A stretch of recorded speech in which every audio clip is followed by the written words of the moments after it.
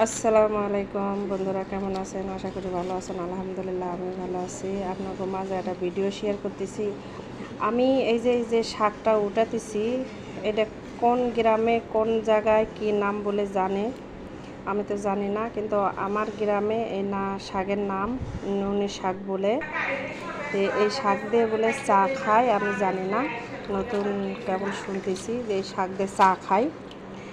তো আমি শাক উঠেই নিয়ে আসলাম, নিয়ে এসে পানি দিয়ে পরিষ্কার করে ধুয়ে নিলাম। তারপরে এর মধ্যে দিয়ে দিব চিনি, খালি চিনি দিব আর কিচ্ছু না।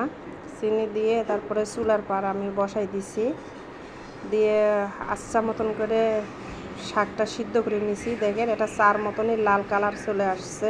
আলহামদুলিল্লাহ, আল্লাহ কোন জিনিসের থেকে কোন জিনিসের সৃষ্টি করে বোঝার কায়দা নাই। তো তারপর শাকটা সিদ্ধ করে নিছি, দেখেন সুন্দর একটা কালার একেবারে চলে আসছে, একদম অভিজ্ঞ লাল চা এরকম। তে আমি বাড়ির ফ্যামিলিকেও দিছি, আমিও খাইছি। তে চাটা খাইতে ভালোই লাগিছে, কিন্তু কেমন যেন একটা গন্ধ গন্ধ ভাব আছে।